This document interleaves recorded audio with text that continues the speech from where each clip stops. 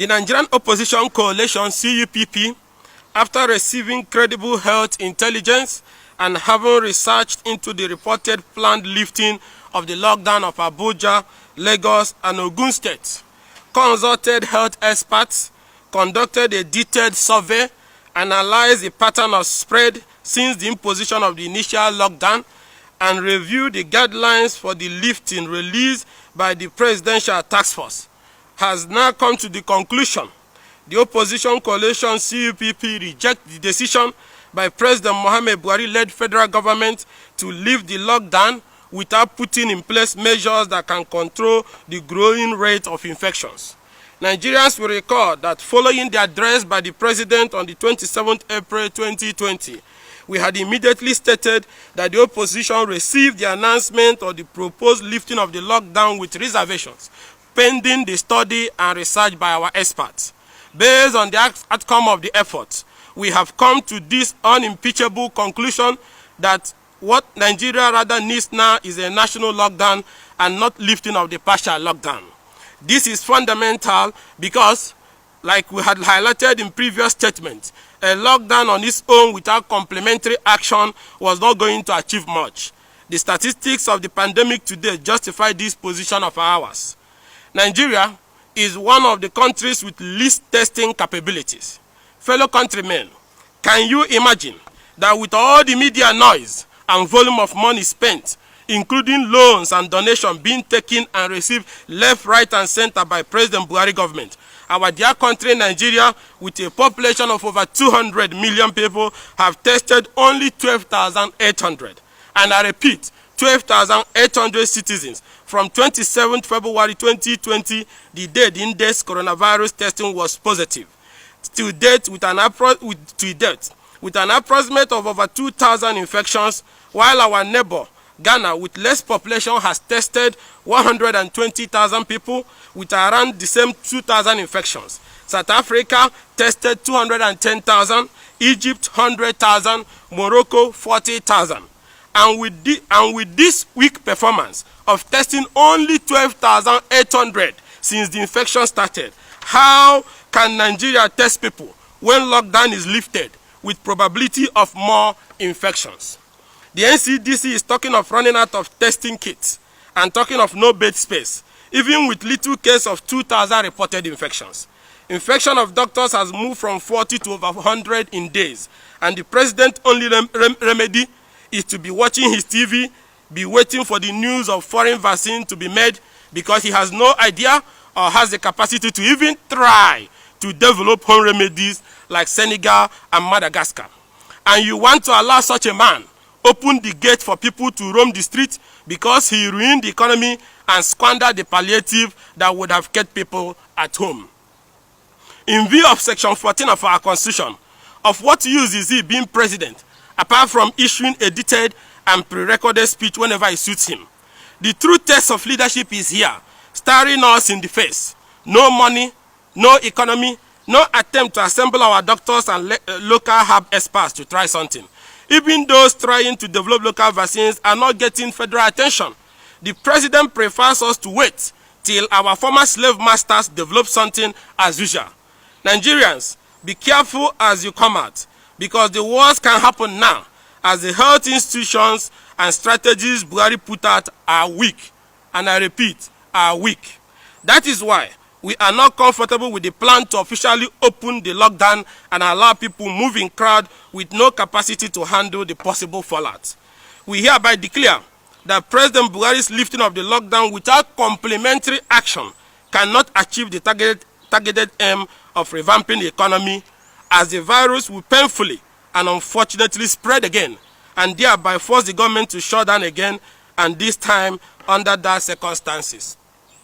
Fellow countrymen, we know it is hard, but the APC government led us to this hard spot.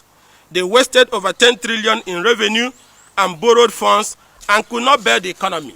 Hence, everybody's pockets went empty within 24 hours of lockdown because the economy was already dead. The little left, they hid under palliative to take it away.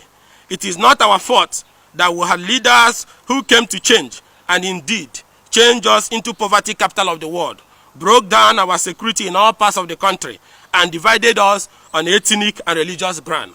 But let's not allow them use incompetence in handling our current and let us not allow them use incompetence in handling our current health challenge and use it to kill us. We pose the following questions to guide citizens to see where the incompetence of this government is leading the nation. Who will enforce distancing in Danfo buses in Lagos, El-Rufai buses in Abuja and Maraba? Who will control crowd and enforce social distancing in Balogun market and other large markets? Who will enforce mask wearing among millions of Nigerians in this state who will turn into the streets? Who will provide masks or give money to poor people, illiterate people, and marginalized etc. for them to be able to buy masks?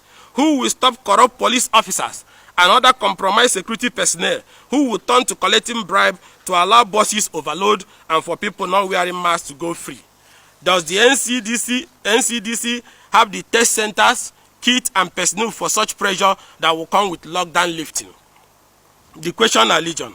Hence, we reject the planned move to allow people to return to the streets when the level of indiscipline, corruption, and desperation to make money is high, while capacity for crowd control and relevant institutions to checkmate any rise in the spread of the virus are also very weak. We have also looked at the case of Ghana, Germany, and other jurisdictions that lifted the lockdown earlier. Then they should have the virus infection spikes. Our nation is a nation with weak health infrastructure because the APC did not buy even paracetamol or build any hospital or invest in health research. Hence, prevention of the spread of this virus is our best model. Upon the lifting of the lockdown, people will troop out in large numbers. If some businesses are allowed to open, what will happen to other closed businesses? How can the surge be controlled? Instead of grandstanding, government should be bold to tell the people its incapacities and admit its failures, even during the lockdown, and not rely on false optimism to plunge the country into more problems. The pressure to lift the lockdown was caused by the suffering of the people and level of poverty caused by a regime which turned COVID-19 response into another looting jamboree with several billions of dollars spent and nothing tangible reaching the people, which necessitated the pressure from the people to return to work, a move that would be too early and counterproductive. Rethink this, Mr. President. You are not ready for a lockdown lifting. You failed to enforce the last lockdown because you led a police force that have many corrupt officers. You destroyed the economy and frittered away the palliative. Now you want to cover your inability to provide palliative, which would have helped people and businesses to remain at home and shut down. Now you are bowing to the pressure of our people you have visited hunger on and opening the gate for more trouble that will lead to more infection and possible mass deaths. The lessons from the Great Plague of Marseille of 1720 must not be forgotten. The pressure from the people was due to the failure of government to do the right thing, but pretended to bow to the pressure of the people. This is exactly what this government is doing. Hospitals in Lagos are already overwhelmed, and there is shortage of bed spaces. Same will soon happen in Kano, FCT, and Borno and Gombe.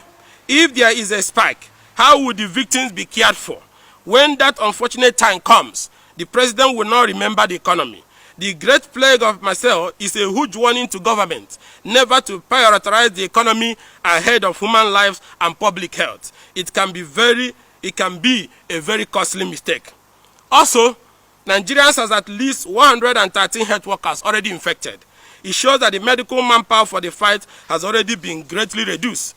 The Nigerian Center for Disease Control has, within the availability of its resources, done its best, and commendably too, but has obviously shown that it has been overwhelmed because it does not have the capacity for aggressive testing, contact tracing, isolation, and treatment. The sheer number of figures putting more pressure on NCDC will make the situation more worse. Hence, lifting the lockdown now will compound the challenges.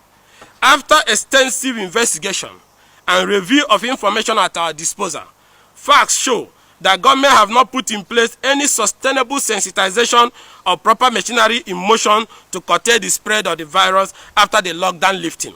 The Nigerian Center for Disease Control testing ability has not been properly strengthened to handle mass infections that will come out from spread if lockdown is lifted. The enforcement has not improved, as men of the police are still collecting bribes to allow defaulters to move on across states or extorting them.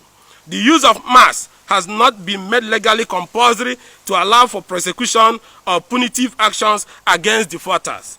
The parliament, when they opened, instead of making law to make the use of face masks mandatory with punitive action for those who refuse to wear face masks, only went and approved 850 billion loan for the president to take again and close their chamber and run under their bed.